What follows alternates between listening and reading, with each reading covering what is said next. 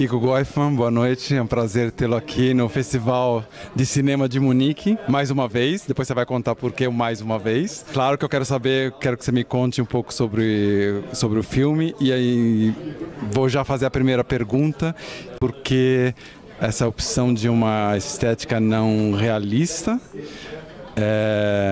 uma vez que o cinema nacional não costuma usar isso. Bom, Periscópio ele é um filme que trata de uma relação, né, entre duas pessoas. A relação deles já começa com uma situação de conflito muito grande, né, até que de repente aparece um periscópio do apartamento de baixo e tudo muda, né? Basicamente o filme é isso. E para mim tem uma questão muito interessante, que é mostrar esse filme fora do Brasil. Porque, ao contrário de outros filmes meus, que de alguma forma tinham algum tipo de paisagem brasileira, né? Talvez, acho que no filme Fobia, que é um outro filme que eu já passei aqui no festival, não é um Brasil tal qual a gente está acostumado a ver, mas existia algum tipo de paisagem. Nesse não tem, é zero. Esse filme, ele teoricamente, ele trata de uma relação, para mim, que é uma relação extremamente brasileira, que é uma relação entre o patrão e o empregado doméstico, que essa palavra já é complicadíssima, né? Essa relação que a gente trata durante anos no Brasil e que de alguma forma agora está tentando regulamentar, e que é muito singular. Só que não tem uma imagem de exterior no filme, você não tem paisagens bonitas, você não tem nada que remeta a um universo e muitas vezes uma expectativa, né? A gente, quando passa filmes em festivais fora, a gente sabe que sempre vem brasilianistas, sempre vem pessoas interessadas no Brasil e que aqui...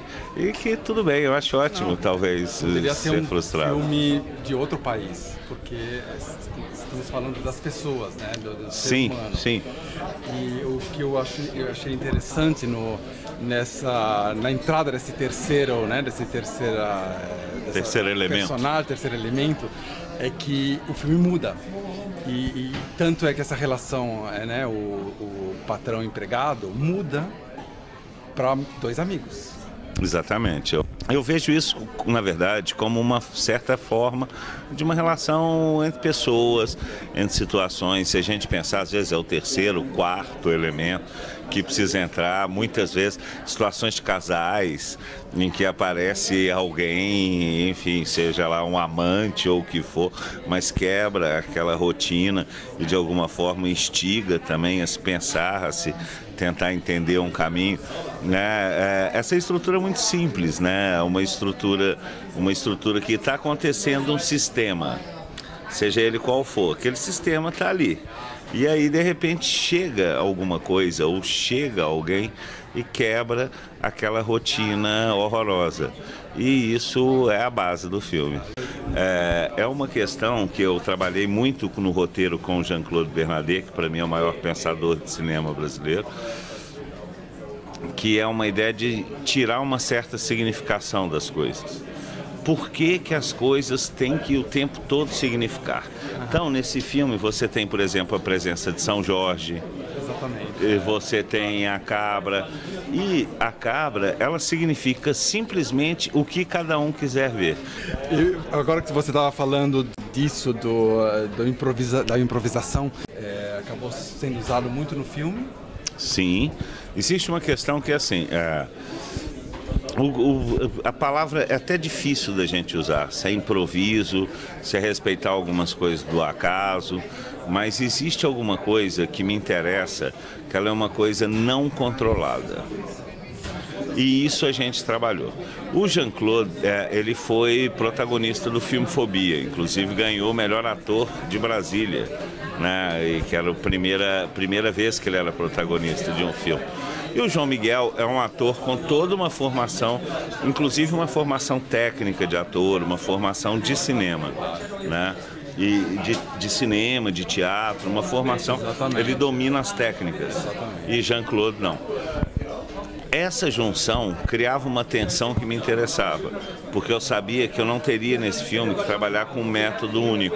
Eu teria que trabalhar algumas coisas com um, algumas coisas com outro, e que teria que encontrar um caminho em que eles pudessem ter alguma forma de diálogo, né? Então, isso é um grande desafio do filme. Como juntar essas duas perspectivas, porque Jean-Claude, mesmo não sendo ator, ele já viu mais filmes do que provavelmente todo mundo que está aqui nesse cinema junto. Com certeza. Então, de alguma forma, talvez até de uma forma intuitiva, ele acaba construindo uma representação de um ator que tantas vezes ele viu e que talvez ele possa trabalhar. E é óbvio que eu em cima o tempo todo, né? Porque Jean-Claude tem suas limitações, enquanto João Miguel é um ator que a gente pode falar, usar uma expressão clichê, um ator completo, que transita por vários gêneros, que tem realmente uma formação sólida, Jean-Claude não. Mas essa tensão, esse encontro desses dois era o que me interessava o tempo todo. E o João Miguel, por toda essa experiência e já sendo um ator de cinema conhecido, pelo menos o público brasileiro já sabe, né, conhece, né, Estômago, Éden e outros filmes. Xingu, exatamente. Foi difícil convidá-lo? Como chegou o roteiro até ele? Não, na verdade, assim, eu adoro trabalhar com amigos. E o João Miguel é meu amigo de cerveja. Eu sou muito amigo do Marcelo Gomes, que dirigiu o Cinemas Aspirinas e Urubus, que foi o primeiro grande filme do João Miguel. Então, assim, o João Miguel também é um amigo. Então, foi de uma forma muito simples. Eu realmente acredito no modelo de cinema, que é um modelo de cinema, assim, é diferente daquela hierarquia super pesada que a gente tinha na década de 70, 80, em que você tem um diretor em cima de uma pirâmide e todo mundo trabalhando embaixo, em que não existe um diálogo. Minha forma de trabalho é muito outra. Essa era a minha pergunta, como é fazer cinema hoje no Brasil? Fazer cinema hoje no Brasil, a gente tem de tudo, enfim. A gente tem desde filmes que eu não entendo porque custam tão caros, até filmes feitos. Eu acho importante que sejam feitos cada vez mais filmes na raça. A minha formação é assim, era VHS, filme de galera. A minha formação nos anos 80 foi essa. Só que eu acho que chega um certo momento em que as pessoas, né, eu tenho um amigo que brinca, que ele fala assim, os cineastas ficam defendendo baixo orçamento, quando eles têm o primeiro filho, eles mudam de discurso.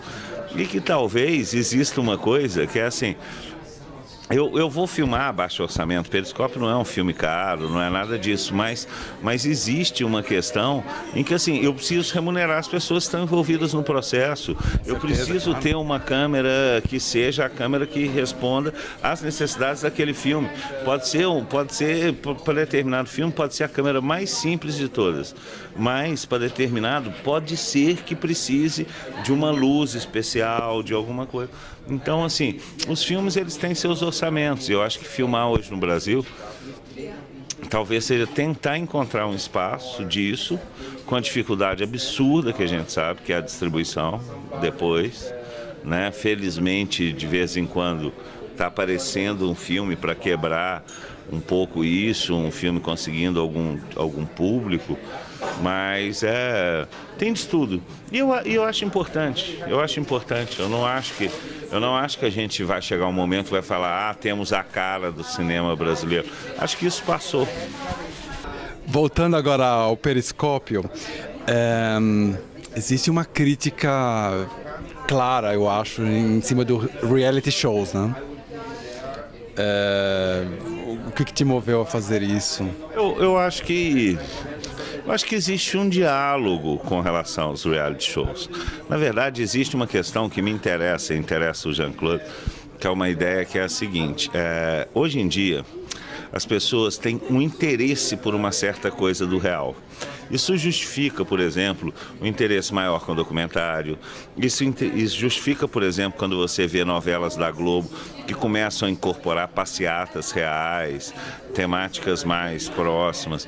Então, assim, esse interesse pelo real, ele existe. E existem os reality shows que estão por aí o mundo inteiro, né? Essa impressão do real, isso tá na internet, né? Às vezes, enfim, interessa mais você ver a mulher que saiu nua na Playboy sem Photoshop, interessa, isso circula, né? Nas redes sociais, as pessoas têm um certo desejo de um real, e isso é um assunto que me interessa, e interessa Jean-Claude.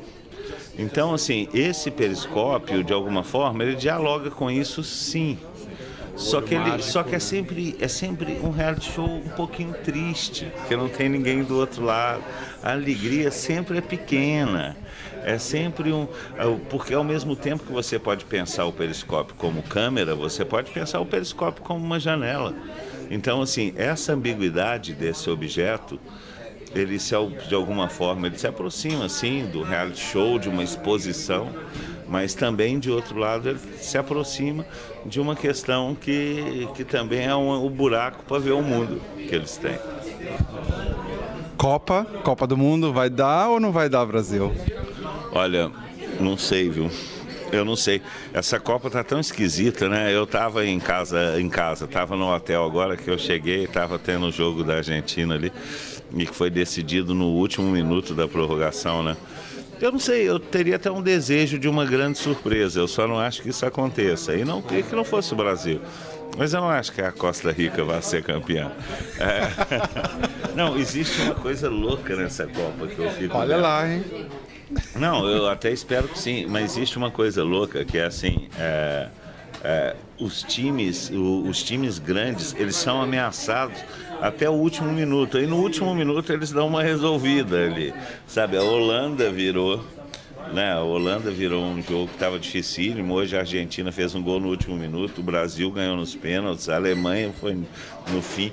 Então parece que, sei lá, na hora H tá baixando o Exu dos grandões, aí vai. Muito obrigado, Kiko, pela entrevista. Foi um prazer, muito sucesso nos próximos filmes. Nos encontramos. E nos encontramos. Claro. Obrigado. Valeu. Valeu, gente.